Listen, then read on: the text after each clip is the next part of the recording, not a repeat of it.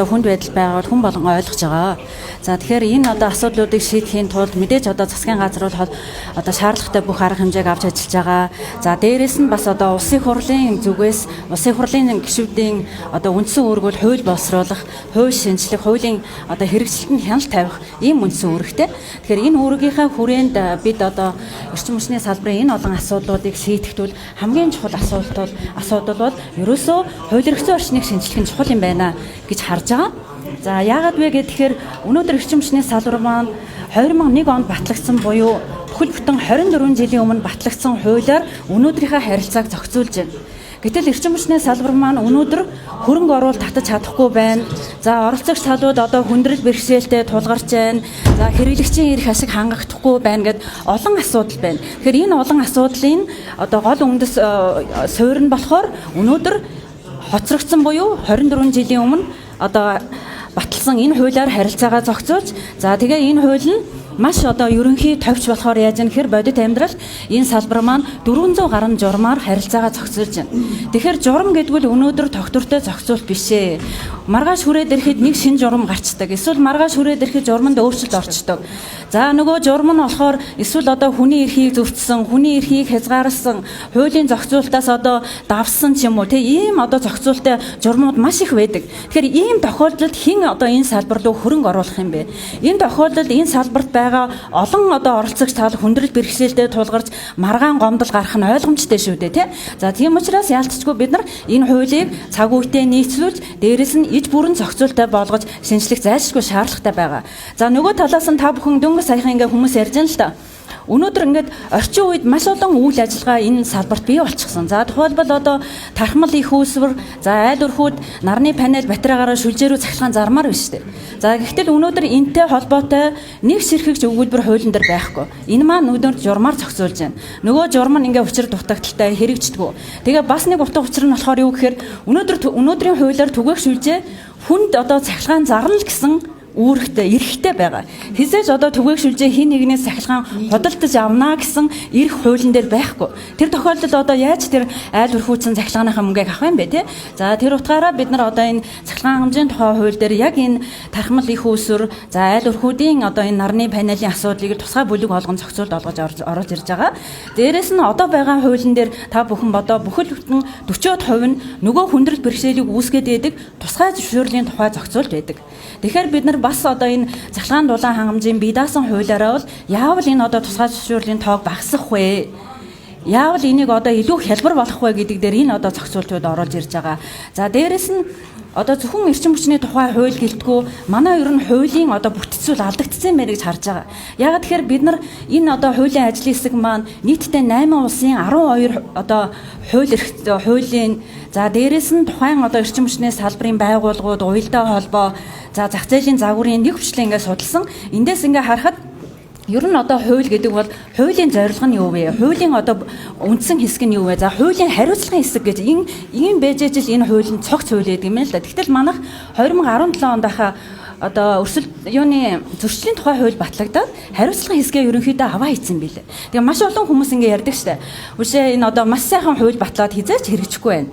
За хоёрдугаард нь хуулиар хүлээсэн үүргээ хийхгүй юм байна гэд. Тэгэхээр чи нэг хариуцлагын хэсгийг аваа хийчихсэн болохоор яаж одоо тэр хууль хэрэгжих юм? Яаж одоо хуулиар хүлээсэн үүргээ хийх юм бэ те? Тэгэхээр энийг бол бид нар бас энэ хуулийн дээр нэлээд сайн одоо сайжруулсан байдлаар оруулж өгнө гэж хувьдсаж байгаа. За ингээд бид хэдвэл одоо улсын хурал дээр байгуулагдсан ажлын хэсэг хажуудаа дэмжих баг, гүйцэтгэх баг гэдэг ингээд ер нь бол өнгөрсөн 1 жилийн хугацаанд ажиллаа. Тэгээ эхний бидний хамгийн том бүтээл бол дулаан хангамжийн тухай анхдагч хуулийн төслийг боловсруулад 5 сард одоо 8 удаагийн хилцүүлэг хийсэн байгаа. За үүнийхээ дараа бид нар 150 компаниуд руу албан бичгээр одоо хуулиа хүргээд за та бүхэн энэ хуулийг маш сайн уншаа. Ягдвал энэ та бүхний эрх ашигт одоо асуудал одоо тий үйлчилнэ. Тийм учраас хаавал саналаа ирүүлээд хууль боловсруулах ажиллагаанд оролцоосаа гэсэн ийм одоо саналыг л хүргэсэн. Тэгээд урьсан гэсэн үгийг ясан. Тэгтэл 47 байгууллагаас 800 гаруй одоо санал ирсэн байгаа. Тэгээ үүний дагуу бид одоо дулаан хангамжийнхаа хуулийг ерөнхийдөө сайжруулад өргөн барихад одоо бэлэн болгоо сууж байна. За ингээд дөрөвдөх бидний ажил бол цахилгаан хангамжийн тухай хуулийг бол ерөнхийдөө 100 гаруй хуудастай юм процессын зохицуулалттай хуулийг нэлээд одоо гаргахаа сууж байна л да. Тэгээд энэ одоо хуулийн цахилгаан хэмжээний тухай хуулийн гол одоо зорилгууд өнөөдөр манай эрчим хүчний салбар маань төр монопол буюу нэг худалдаа хүчийн загварыг хэрэглэдэг. Тэгэхээр энэ маань цаашдаа ер нь өрсөлдөөн суурилсан зах зээлийн загвар руу явах ёстой. Тэгэхээр энэ хуулиараа бид нар энэ өрсөлдөөнийг яаж явуулах вэ гэдэг тэр одоо эхний шатны шилжилтийн одоо зохицуултуудыг оруулж ирнэ гэсэн. Энэ бол нэлээд наривчсан хууль гарч ирж байгаа. Ингээд баярлаа. Хавар танаас тодорхойлж байхад нөгөө эрчим хүчний инженерүүд гэдэг юм яг гал дээр нь ажиллаж байгаа хүмүүсийн цалин хангамжгүй байна гэдэг үйлдвэрчний орон 30% нэмэгдүүлээч гэдэг ерөнхий шаардлагыг тавьсан. За төсөв цуглаагүй орон нутгийн компаниуд дээр таналт сонирхол хийж байгаа үед цалин нэмэх боломжгүй гэдэг юм албан бус мэдээтэй шүү дээ. Хизээ энэ инженер техникийн ажилтнуудыг бодит цалин лугаад өгөх юм болоо илүү эрсдэлтэй юм сэтгэл зүйн хувьд бол хүнд нөхцөлд ажиллаад байна шүү дээ. Тийм хэлээд өгөө. Яалтж яахгүй одоо энэ хүний нөөцийн асуудал гэдэг үл эрчим хүчний салбарын одоо тулгамдсан маш том асуудал. Өнөөдөр эрчим хүчний салбар бол маш хүнд нөхцөлд ажилладаг. Тэр одоо өндөр хүчтэй, өндөр даралттай, за тоосчлт маш өндөртэй тэр одоо цахилгаан станцууд ажиллаж байгаа хүмүүсийг бол одоо харахад үстэй үнэхээр өрөдмөр тийм нөхцөлд ажилладаг байхгүй юу. Гэтэл энэ хүмүүсийг аюулгүй эрүүл орчинд ажиллуулах нь өнөөдөр энэ засгийн газрын үүрэг. Тэгэхээр энэ чиглэл рүү засгийн газар бол тодорхой арга хэмжээг одоо авч ажиллах нь засгийн газрын үүрэг. Тэгээ би бас энэ дэр нэг юмыг одоо бас сайн тодруулж хэлэх гэсэн юм л да. Юу гэхээр ерөнхийдөө бол Монгол улсад ингээд нэг юм хуулийн өмнө ямар үүрэг хэн хүлээсэн бэ? Засгийн газар ямар үүрэг хүлээсэн? Улсын хурал, улсын хурлын гишүүд ямар үүрэг хүлээсэн бэ? Тэр үүргээ л одоо төгс гүйцэтгэхийн төлөө одоо ингээд нөгөө олон юм руу самгардаж гүйхгүйгээр ажиллах юм бол энэ улс орныг зөв юм руугаа явнаа. Тэрнээс ч одоо засгийн газрын өмнөөс очиод би одоо ажлыг чинь хийгээд өгнө гэж хүмжлээ ингээ өгөөдөөд уучлаарай хуулиар хүлээсэн үндсэн ажлаа хийж чадахгүй би гэж хэлээд байгаа. Тэгэхээр улсын хурлын гишүүний хувьд бол улсын хурлын ажлын хэсгийн хувьд бол бид бүхэн бол нэг жилийн хугацаанд бол энэ салбарт бол нэлээд одоо сайн зүйлийг хийх одоо асуудлыг шийдэх хууль эрх зүйн орчныг сайжруулах дээр бол нэлээд сайн ажилласан гэж үзэж байгаа. Бусад асуудал бол засгийн газрын асуудал. Үнэ нэмчээд хэдүүлээ орхичлаа шүү дээ тий. Одоо нэг жил тэгэл засгийн газрын асуудал одоо бидний нөгөө яагаад одоо өрсөлдөөн зах зээлийг нэвтрүүлэх гээд байгаа гэдэг чинь ерөөсөө л хараа энэ байхгүй юу. Ер нь бол бид нар бол хэрэглэгчдэр очиж байгаа үнийг яавал бага байлгах вэ гэдэг нь ерөөсөө л энэ салбарын толгойн өвчин байх хэрэгтэй. За гэвтэл одоо энэ өрсөлдөөн зах зээл дээр шилжижээж хоорондоо өрсөлдөж өнөөдөр тэр байгууллагууд нь өнөөдөр тэр анхны хөрөнгө оруулалт нь яадаг байх нь дойшоогоо явдаг байх нь л дээ. Тийм учраас л бид нар энэ одоо төр монопол систем байж болохгүй. Өрсөлдөөн байх систем байна. Тэгжээж л одоо дотоод үйл ажиллагаагаа өөрсдөө сайжруулад өртөг зардал багасх юм байна. Тийм учраас өрсөлдөөн рүү явъя л гэж ингэж хичээгээд байгаа. Хэрэглэгчийн тариф чи угаасаа л хоёр юм дээр үндэслэж байгаа шүү дээ. Нэг нь болохоор шинэ их усрын хөрөнгө оруулалт, нэг нь болохоор одоо байгаа их усруудын бодит зардал. Тэгтэл толгой дээр нь босоо тогтолцоо буруу гэдгийг дэлхийд дахин баталсан байхгүй дээ. Та бүхэн хэрвээ миний фэйсбүүк рүү орж байгаа бол харж байгаа. Ерөөсө баг манайх ингээл нэг ганцаараа л одоо нөгөө сингл баяр билүү нэг худалдаа авчин загвартаа үлдсэн. Нөгөө Орос Монголд хүртэл тэр Орос хятадд хүртэл нөгөө юугаа явчихсан. Өрсөлдөөн зах зээл рүү явцсан. Тэгээ гол утга учир нь ерөөсөө тэр хэрэглэгч рүү яавал хям тарифыг аваачих вэ гэд. Тэгэхээр би одоогийн энэ системээр бол явах боломжийг улам хүнд олоод байна. Тэгэхээр хэдүүлээ яаж ийж хичээж байгаад хамтдаа ойлголтоо нэг олгоод өрсөлдөөн рүү явъя. Тэгвэл одоо зах зээл дээрх байж болох доод үн тогтдгийм байна.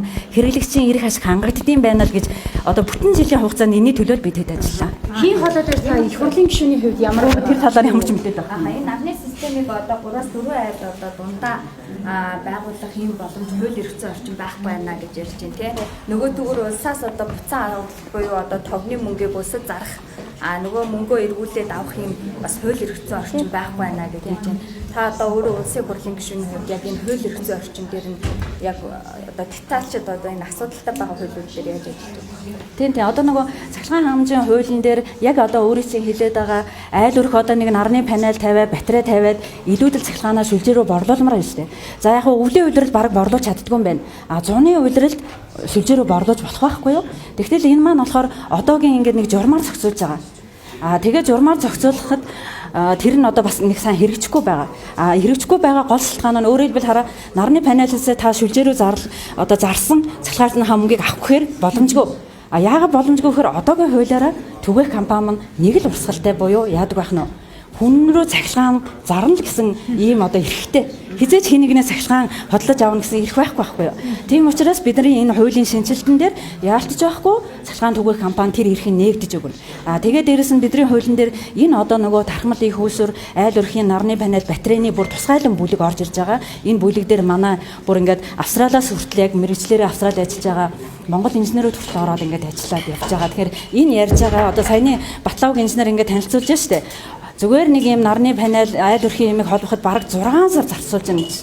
Тэгтэл Австрали улсад болохоор зүгээр л 7 хоногийн дотор холбоод бүх юмыг дуусгадаг байхгүй дээ. Тэгэхээр бид хэд ингээд юмыг одоо тий бусад улсын туршлагыг сайн судлаад яагаад тэд нар болоод байгаа тий 7 хоног болоод байгаа. Гэтэл бид нар яхаараа ингээд зураг батлуул одоо тий би хяналт тавина гэж болохгүй байхгүй дээ. Тэгэхээр бид нар бол энийг улам одоо наривчлалтай одоо хялбар болгож хуулийн дээр оруулж өгнө. Гэхдээ бид нар цахилгаан хэмжээний тухай хууль нь хараахан бэлэн болоогүй л байна л да. Бид хэд сая чуулганы завсарлагаанаар бол тасралтгүй л ажиллаа. Уулын чуулган эхлэхээс өмнө нэг драфттай яг энэ дулаан хэмжээний тухай хууль шиг цахилгаан хэмжээний тухай хуулийн нэг юм юутай болоод авъя гэж бодсон чинь арай л болохгүй байна. Тэгэхээр бид нар баг нэг юм 10 сарын сүүл хаваар ямар ч байсан нэг юм драфттай болж байгаа л хэлцүүлэг хийнэ. Энэ наад зэчмгийн эрчим хүчээр одоо эрчим хүчээ хангах боломж бүрэн байгаа гэж яриад байгаа шүү дээ. Бүрэн байгаа. Тэгэхээр яг энэ одоо хууль эрхцэн орчныг сайжруулад өгөх юм бол